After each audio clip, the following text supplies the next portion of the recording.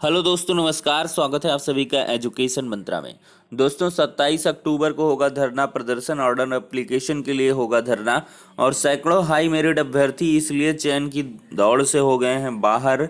किस लिए बाहर हुए हैं, कैसे बाहर हुए हैं, इस पर चर्चा होगी। और झाड़ू लगाकर किया विरोध प्रदर्शन 69 के त्रुटि संशोधन से जुड़ा हुआ मुद्दा। और 30 अक्टूबर तक हो जाएगा स्कूल आवंटन। नव चयनित जो शिक्षक हैं उनका विद्यालय आवंटन 30 अक्टूबर तक हो जाना है। तो वन बाय वन हर एक अपडेट को यहाँ पर डिस्कस करते हैं 69,000 से जुड़ी हुई। तो वीडियो को लाइक एंड शेयर कर दें और चैनल पर नए हैं तो सब्सक्राइब करके बेल आइकन को भी प्रेस कर दें, जिससे कि लेटेस्ट वीडियोस की नोटिफिकेशन आप सभी को लगातार मिलती रहे। तो चलिए दोस्तों वीडियो सेशन को स्टार्ट करते हैं। सबसे पहले हम बात करते हैं ऑर्डर एप्लीकेशन के लिए धरना प्रदर्शन के लिए।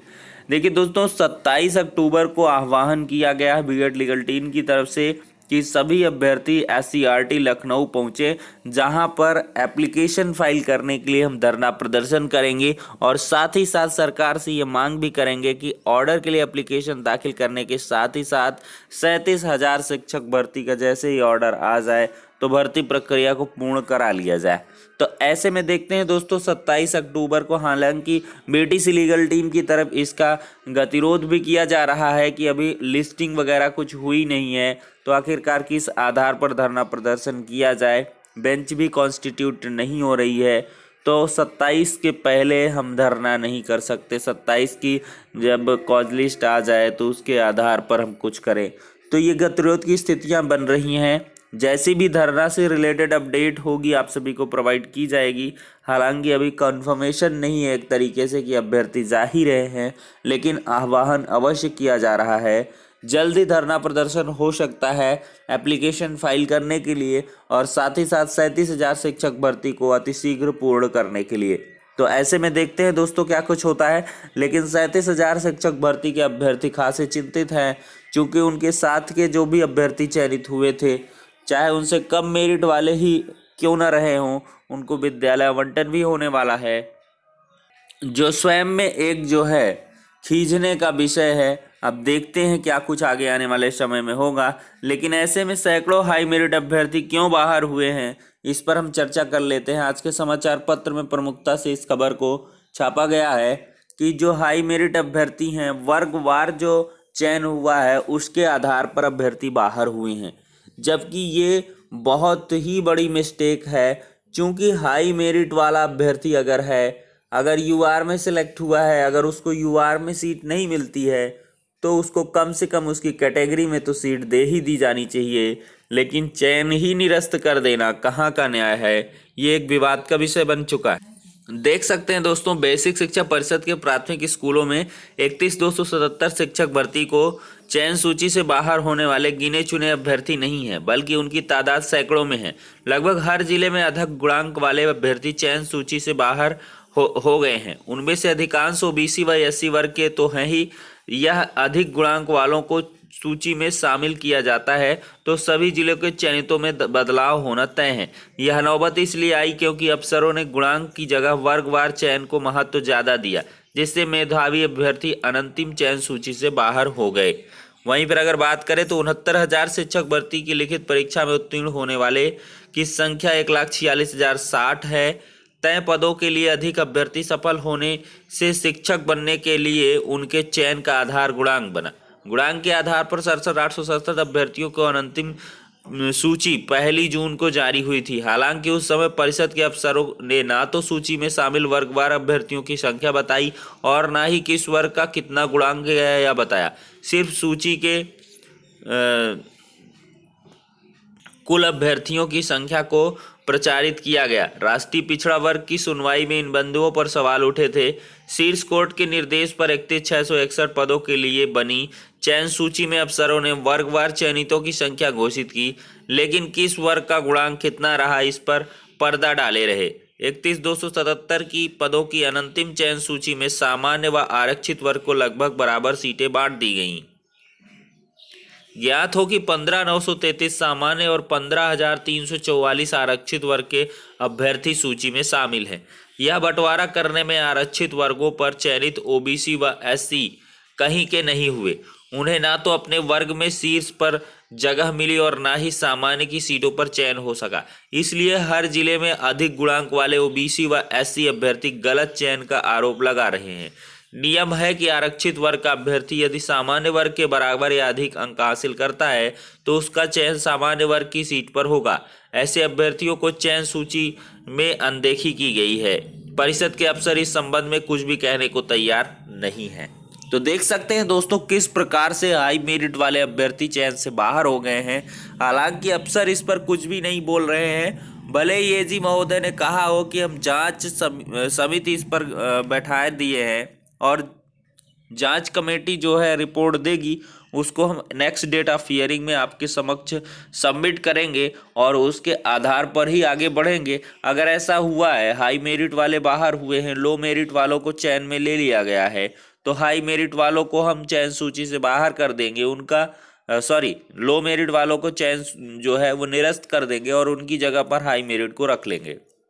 लेकिन कहीं से भी इसकी गुंजाइश नहीं दिख रही दोस्तों फिलहाल, क्योंकि अफसर मौन हैं। उनके द्वारा कुछ भी नहीं कहा जा रहा है कि वो कैसे क्या किए हैं और क्या ऐसा वो भविष्य में करेंगे। उनके द्वारा तो साफ तौर पर यह भी कहा गया है बेसिक शिक्षा परिषद की तरफ से कि कोई भी किसी प्रकार की जांच समिति नहीं बनाई गई है और ना ही कोई कमेटी इसकी जांच कर रही है, क्योंकि पूरी की पूरी जो भर्ती प्रक्रिया हुई है वो 69,000 शिक्षक भर्ती जो शीर्ष कोर्ट का आदेश है सुप्रीम कोर्ट का, उसके अनुपालन में हुई है। देखिए वहीं पर 68,500 शिक्षक भर्ती की काउंसलिंग 28वां 29 को होगी। परिषदीय स्कूलों में 68,500 सहायक अध्यापक भर्ती की काउंसलिंग अब 28 व 29 अक्टूबर को होगी और उसी दिन नियुक्ति पत्र बटेंगे। बेसिक शिक्षा परिषद ने जिला वरीयता का आवेदन के बाद अब आवंटन नहीं किया, इसलिए काउंसलिंग की तारीख बढ़ानी पड़ी। बीएसए को निर्देश है कि उसी दिन नियुक्ति पत्र भी वितरित किया जाएगा। प्राथमिक स्कूलों में 68,500 शिक्षक भर्ती की प्रक्रिया 2 साल में भी पूरी नहीं हो सकी है। उत्तर पुस्तिकाओं के पुनर्मूल्यांकन में उत्तीर्ण 23 अभ्यर्थियों को नियुक्ति पत्र देने के लिए मार्च में आदेश हुए थे। कोरोना के कारण प्रक्रिया रोक दी गई थी। अभ्यर्थियों ने कोर्ट में अवमानना याचिका दाखिल की, जिसमें निदेशक बेसिक शिक्षा को चेतावनी मिली। बेसिक शिक्षा परिषद के सचिव प्रताप सिंह बघेल ने कहा कि 28 व 29 अक्टूबर के पहले जिला आवंटन सूची जारी होगी। तो देख सकते हैं दोस्तों किस प्रकार की परिस्थितियां होती हैं। मार्च में इनका आदेश हो चुका, मार्च के बाद यहाँ पे नवंबर आ गया और आदेश भी होता है, आपके हाथ में सब कुछ होता है, लेकिन फिर भी नहीं होता है। ये होती है बदकिस्मती और अफसरों की हीला हवाली। देख लीजिए कोरोना काल रात, तो चलिए भाई कोरोना के बाद जब अनलॉक की स्थितियां आ गई, जुलाई से स्कूल खुल रहे हैं, तब तो आप दे देते। छुटपुट अभ्यर्थी हैं, सैकड़ों की संख्या में मात्र हैं, लेकिन यहाँ पर न्याय नहीं मिल रहा है। तो 37,000 वालों को इतना परेशान होने की आवश्यकता नहीं है, धीरे धीरे होगा। आपकी तादाद बहुत ज़्यादा है, 37,000 जब एक साथ कहीं पर होंगे तो अवश्य उनकी आवाज़ जो होगी काफ़ी बुलंद होगी, लेकिन ऑर्डर आ जाने दीजिए, तब सब कुछ हो जाएगा। त्रुटि संशोधन पर ही देख लीजिए क्या कुछ हो रहा है।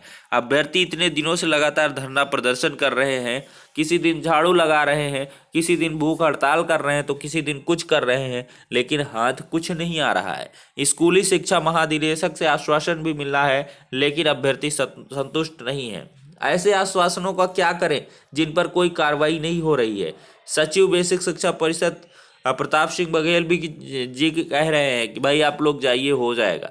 कब हो जाएगा, कैसे हो जाएगा, क्या कुछ इसमें करना है? सिर्फ एक आदेश ही तो निर्गत करना है कि जिन शिक्षा मित्रों को भारांक नहीं दिया गया, हम उनको भारांक दे रहे हैं, और जिन अभ्यर्थियों के गुणांक में थोड़ी सी त्रुटियां हैं उनको चयन समिति के समक्ष प्रत्यावेदन देना है, और जिनमें मामूली सी मिस्टेक है उनका हलफनामा लेना है, और इसके बाद सीधे उनको भाई भर्ती में शामिल कर लीजिए।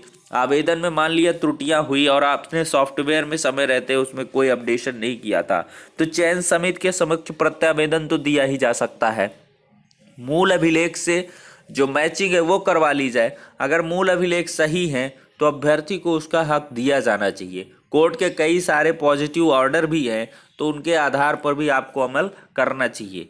तो देखते हैं दोस्तों, 69,000 शिक्षक भर्ती के चयनित अभ्यर्थी त्रुटि संशोधन की मांग को लेकर तीसरे दिन बुधवार को भी बेसिक शिक्षा परिषद कार्यालय में धरने पर बैठे रहे। अभ्यर्थियों का कहना है कि अब तो शासन ने भी नियुक्ति पत्र जारी करने की तिथि घोषित कर दी है। अगर अब भी त्रुटि संशोधन नहीं किया गया तो उच्च मेरिट वाले अभ्यर्थी चयन से वंचित रह जाएंगे।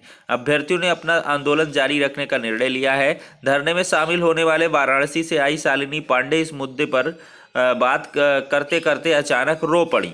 उनकी गलती इतनी थी कि उन्होंने गलती से अपने प्राप्तांक 835 अंक लिख दिए, जबकि प्राप्तांक 825 था। शालिनी को वाराणसी में स्कूल भी आवंटित कर दिया गया था, लेकिन त्रुटि सामने आने के बाद अब हाथ आई नौकरी जा रही है। अभ्यर्थियों का कहना है कि जब 68,500 शिक्षक भर्ती में त्रुटि संशोधन का अवसर दिया गया था तो 69,000 भर्ती में अभ्यर्थियों को इससे क्यों वंचित किया जा रहा है, जबकि हाईकोर्ट और सुप्रीम कोर्ट का आदेश भी अभ्यर्थियों के पक्ष में आया है। अभ्यर्थियों ने विरोध स्वरूप बेसिक शिक्षा परिषद में झाड़ू लगाई और गांधीगिरी भी की। अभ्यर्थियों ने कहा कि मंगलवार को एक प्रतिनिधि मंडल लखनऊ में महानिदेशक स्कूली शिक्षा विजय किरण आनंद से मिलने गया था। उन्होंने आश्वासन भी दिया, लेकिन जब तक बेसिक शिक्षा परिषद त्रुटि संशोधन की प्रक्रिया शुरू नहीं करता उनका आंदोलन जारी रहेगा। धरना अब रोज सुबह 10 बजे से शाम 5 बजे तक होगा। धरने में प्रयागराज से रोहित तिवारी, फला ये कई अभ्यर्थी शामिल रहे। फला जो हम बोल लेते हैं बहुत सारे अभ्यर्थियों को लगता है ये क्या है, तो फला का मतलब ये होता है एक्सेट्रा।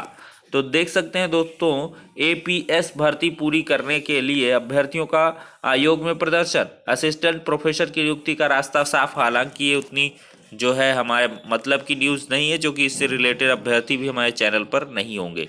तो देख लीजिए यहाँ पर फाइनली क्या है, नवनियुक्त सहायक अध्यापकों को 30 तक आवंटित होगा स्कूल। देख सकते हैं बेसिक शिक्षा परिषद में नवनियुक्तों को 30 अक्टूबर तक स्कूल आवंटित कर दिया जाएगा। कल का शासनादेश है, उसी का जिक्र किया गया है दोस्तों। अन्य समाचार पत्रों में भी देखें तो नए सहायक अध्यापकों को 30 तक आवंटित हो जाएंगे विद्यालय। तो कुल मिलाकर ये सारी की सारी अपडेट्स थी दोस्तों, जो 69,000 से रिलेटेड थी। अब नेक्स्ट वीडियो मिलते हैं, तब तक के लिए शुक्रिया, जय हिंद।